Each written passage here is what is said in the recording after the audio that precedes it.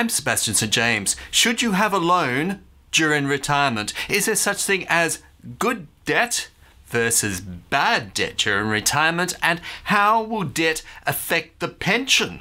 With aged care repayments, Centrelink only cares about 3 things. Firstly, your assets, how many you've got, your level of income, and paying you as little as possible. Emphasis on point number 3. How does debt affect aged pension? Well, first of all, we have to understand how assets in general affect your pension. If you are a couple and own a home, you can have up to $405,000 without affecting your pension. If you're single and don't own a home, then you can have up to $487,000. That's to get the full pension. What about to get any pension, like even $1? If you're a couple and own a home, you can have up to $901,500. If you're single without a home, you can have $816,250. How are those assets actually assessed, and how does debt fit into this assessment? Well, this is straight from the Centrelink page. The value of your assets is what you'd get for them if you sold them at market value. That's right now. It doesn't depend on what you bought it for. Who cares? Just if you went and sold it right now, what you would get. And that's the assessment. We'll deduct any debt you owe that your asset is secured from its market value. If you got an unsecured loan specifically to buy the asset, we may also deduct this loan from the value of the asset. Secured debt, they deduct the loan, so loans are deducted under Centrelink. Unsecured debt, if it's specific to that, we may deduct. Notice they say may, they don't say will. I will show you exactly what you need to do to have the best chance of succeeding in that test. If you have an investment property, the value is $800,000. The loan is $200,000. Therefore, under Centrelink, you are assessed at 8 minus 2, which is $600,000. If you have a car, its value is $22,800. The loan amount outstanding is $12,800. The assessed value is $10,000. A car loan is a secured loan against the car itself. So under Centrelink's rules, that should not be a problem, and you'd be assessed for the difference there. So if I bought my car, say, for $40,000, I have $10,000 outstanding. That means that the value would be $30,000. No, it doesn't, because it's the value today. So if you bought it for $40,000, it may only be worth, say, $30,000. So it's the 30 minus the 10 you have outstanding, and that is what you need to put on your assets test. If you have a computer that's valued at $3,000, you have a $1,000 loan on the computer. It is assessed at $2,000, but only sometimes. And I'll tell you more about when those times are. We need to know what the difference between secured and unsecured loans are, because it's actually there on the page, that wording specifically. Let's jump in. Secured loans are loans which are secured against the actual asset upon which the loan is taken, and they have the right to take back that asset if you default on the loan. Hence the terminology secured. Unsecured loans, they don't have the right to take back that specific asset because it's not secured against an asset, but they can still chase you for the loan. So it's secured against you, kind of, but it is not secured against a specific asset. Therefore, it is an unsecured loan.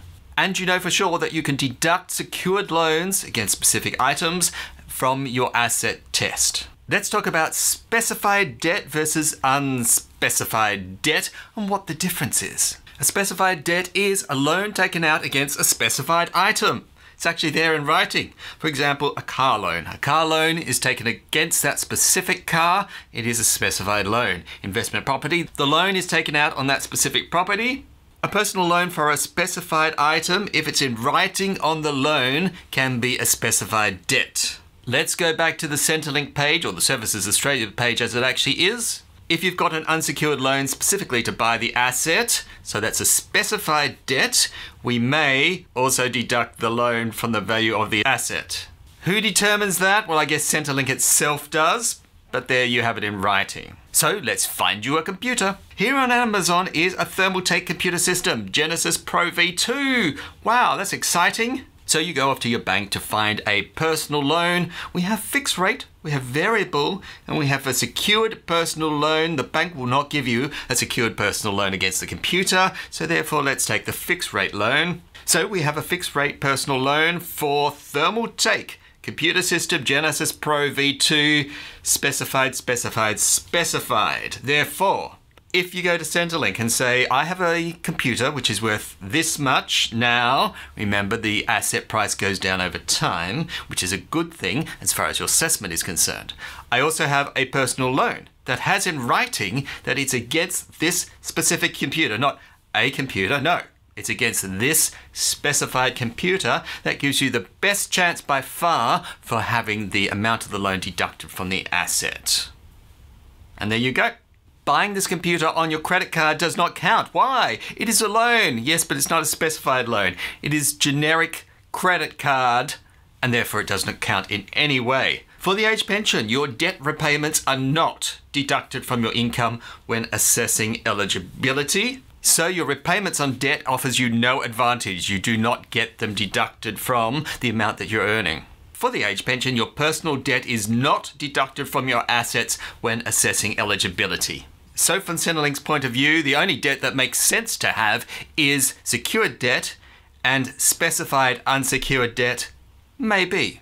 Good debt versus bad debt. What does this mean? What is the difference? Good debt is when someone else pays for it, and bad debt is when you pay for it. Ha ha! Now for the real definition. Good debt is debt on an asset that appreciates. That means it goes up in value over time. Bad debt is debt on an asset that depreciates, meaning it goes down in value over time. And that's the simple part that you need to know. Good debt versus bad debt. Is it an asset, something that will go up in value? Is it a liability, something that will go down in value? And your car is not an asset, no matter how much you want it to be. Examples of good debt are for shares and property, because they'll go up over time. Bad debt, car loan. Credit card debt, personal loans. That's at a high level. Now let's jump in a little bit deeper and give you an even more precise definition of good versus bad debt. Good debt is debt on an asset where the asset appreciation plus the income exceeds the costs that you're going to spend on that debt. Bad debt is basically everything else.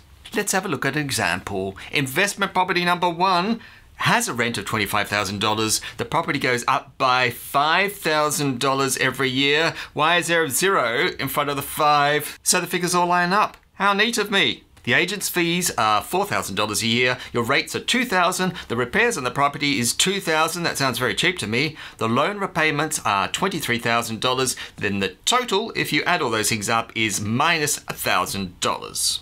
So, is that a good debt or is that a bad debt? Investment property number 1. Property, as we know, is a wonderful investment. It is safe as houses. But property that makes you poorer is a terrible investment.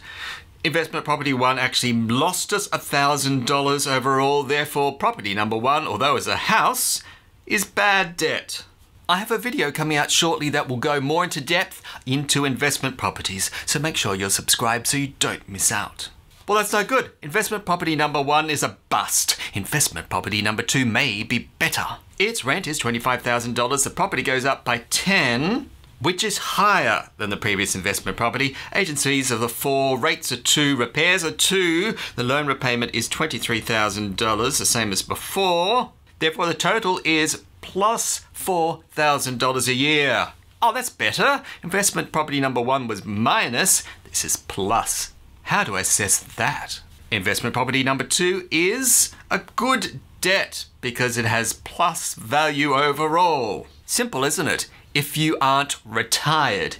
If you are retired, things change. If you're not retired, maybe you're 30, then these types of equations make sense. How much is the value going up over time, including asset appreciation? Once you're retired, it all changes. We want to do a cash flow analysis because cash is king to a retiree. Write that down. Investment property number 2, the same one we looked at before. The rent is $25,000, no change. The property increase is 0. What? Why 0? Because we don't include the property increase. If you're not about to sell the property, then the increase in the property makes no sense to you. We're talking about cash flow. Are you actually getting cash from the value increasing in the property right now? The answer is no. Therefore, in a cash flow analysis, the increase in the value makes no sense at all. We just remove it. Agency fees are the same, rates are the same, repairs are the same, loan repayments are the same. Therefore, in total, it is, minus $6,000.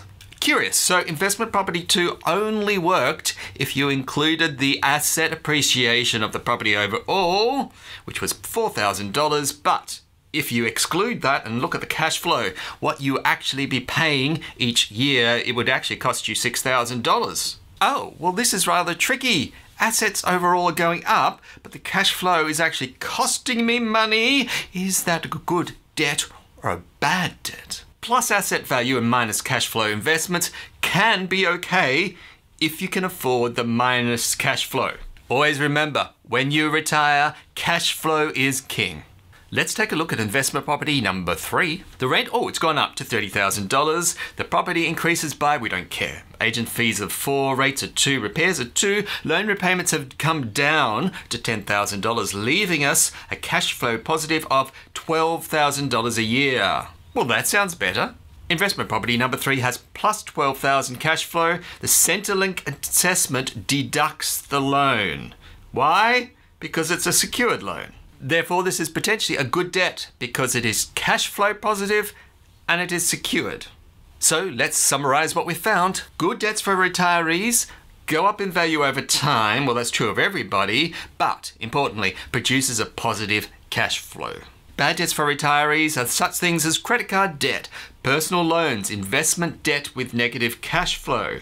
Caution, as a retiree, no debt is the safest situation to be in, because if something goes wrong with the asset, with the debt, then you can be left having to find more money, which you just don't have as a retiree. Secondly, certain things can work themselves out over time, over 2, 3, 5, 10 years. If you're younger, if you're retired though, you may not have the time for things to work themselves out. So if you need the safety, no debt is always best. Potential investment property risks are, if you can't find a tenant, what do you do then? Can you pay back any debt that you have during that time without a tenant? What if the tenant does damage, and they may do substantial damage? What if something goes wrong with the house itself, such as the hot water service needs replacing, the whole house needs rewiring? What do you do then?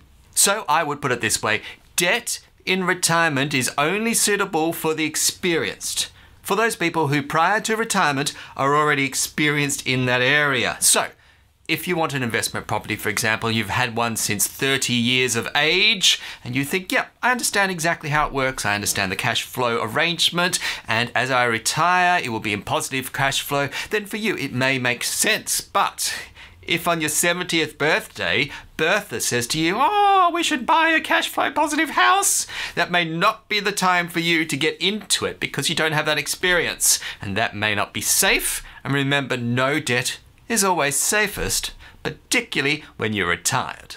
There is one loan that we are missing. I don't see it. A home loan on your principal place of residence. The principal place of residence isn't assessed by Centrelink, and the loan can't be deducted from your assets. Wow, okay. So therefore, a loan probably doesn't make sense from a Centrelink point of view. Home loans are interesting because often there is an emotional bond to the house in which you live, but as we've discovered already, home loans aren't cash flow positive. You're not kind of paying yourself, and therefore would be considered to be bad loans in general, but there is an exception. Home loans during retirement make sense if the loan repayments is less than a rent repayments. So if you don't own a house already, and you have the choice between renting or buying a house, then this is a math you need to do. Let's say the loan repayments are $15,000 a year, rent is $20,000 a year. Then on the figures alone, it makes more sense to get a house. If it was the other way around, let's say that the rent was $20,000, the home loan expenses were $30,000, then even though emotionally you think, yeah, I want a home, it makes much more sense. Well, it could do, but can you afford the difference in the cash flow there that's going out? If you don't own a house by the time you're retired, then you really need to think about the difference in cash flow. Ideally, get your house, have it fully paid off well before retirement, so this issue never comes up. But if it does come up, then you have to do the math and think of it in an objective fashion. Important things to note: factor future loan interest rates increases in versus potential rent increases.